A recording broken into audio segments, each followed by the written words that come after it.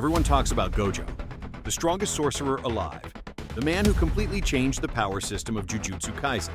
But almost nobody talks about the man who actually fought him and survived. Not Sukuna, not Yuta, not a special grade curse, a mysterious sorcerer named Miguel. And once you really understand who Miguel is, what he was capable of, and the weapon he carried into battle, you begin to realize something surprising. Miguel might actually be one of the most underrated fighters in the entire Jujutsu Kaisen universe. So today, we're breaking down the hidden tier sorcerer who did the impossible and stalled the strongest man alive. To understand Miguel, we have to go back to the events of Jujutsu Kaisen 0. At this point in the story, Suguru Geto had launched one of the most dangerous attacks in modern Jujutsu history. His plan was simple but terrifying.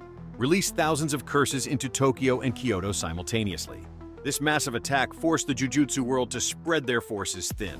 Sorcerers were deployed everywhere, trying to stop chaos from spreading through the cities. But Geto knew something important. As long as Gojo Satoru was around, his entire plan could fall apart instantly. Gojo alone had the power to completely shut everything down. So Geto needed someone to do one very specific job: stall Gojo.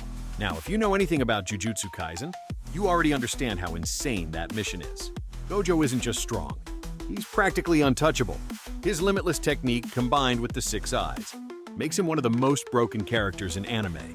His infinity ability creates a barrier that slows down anything, approaching him to the point where it never actually reaches his body. In other words, most attacks literally cannot hit him. On top of that, Gojo has overwhelming speed, insane cursed energy, and techniques powerful enough to erase special grade curses in seconds. So asking someone to fight him is basically asking them to lose.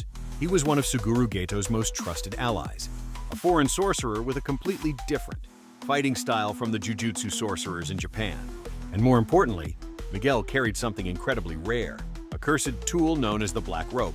The Black Rope isn't just another weapon. It's an extremely powerful cursed tool capable of disrupting cursed techniques. That means it can interfere with the very abilities that make sorcerers powerful in the first place. And yes, that includes Gojo's techniques. This rope was created through a long and complicated process outside Japan, and only a limited amount of it existed, meaning Miguel possessed something incredibly valuable. When Miguel finally confronted Gojo, the fight immediately showed something unusual. Instead of instantly losing like most opponents would, Miguel actually managed to hold his ground. Using the Black Rope, Miguel repeatedly interfered with Gojo's cursed technique. Each time the rope clashed with Gojo's abilities, it disrupted the flow of cursed energy and created openings that normally wouldn't exist.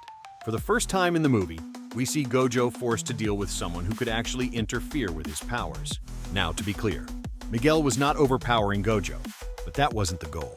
His mission was to stall, and somehow, he succeeded. While their battle continued, Geto's plan across Tokyo kept moving forward. Curses were attacking civilians. Sorcerers were being pushed to their limits.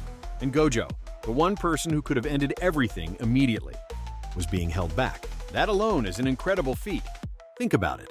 This is the same Gojo who casually defeats special grade curses. The same Gojo who most enemies cannot even touch. Yet, Miguel was able to keep him occupied long enough for the entire battle across the city to unfold. And the story gets even more interesting after this, because later on, Gojo himself acknowledges the danger of the Black Rope. In fact, Gojo states that he spent years tracking down and destroying the remaining pieces of it. That means the weapon Miguel used was considered dangerous, enough that the strongest sorcerer in the world personally made sure it wouldn't fall into the wrong hands again. But the biggest surprise about Miguel doesn't come from the fight. It comes from what happens after, because instead of killing Miguel, Gojo lets him live. And eventually, something even more unexpected happens. Miguel becomes someone who helps train Yuta Okatsu. Now, if you know anything about Yuta, you understand how important that is. Yuta is one of the most powerful sorcerers in the entire series. For Miguel to be trusted with helping train someone like a special grade sorcerer with massive cursed energy and incredible potential, Yuta suggests that he isn't just some random fighter. He's someone with real knowledge, real experience, and real strength. And that brings us to the hidden tier question. How strong is Miguel when he isn't simply trying to stall someone? Because during the fight with Gojo, Miguel wasn't trying to win. He was trying to delay. That means we never truly saw him fight at full capacity. We never saw what Miguel looks like in a real all-out battle, which raises an interesting possibility.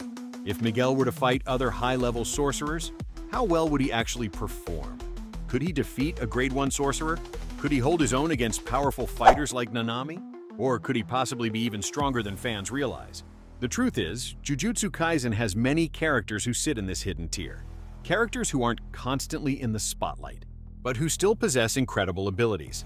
And Miguel might be one of the best examples of that. A fighter strong enough to challenge the strongest sorcerer alive, a warrior trusted by powerful allies, and a character whose full strength we may never have completely seen.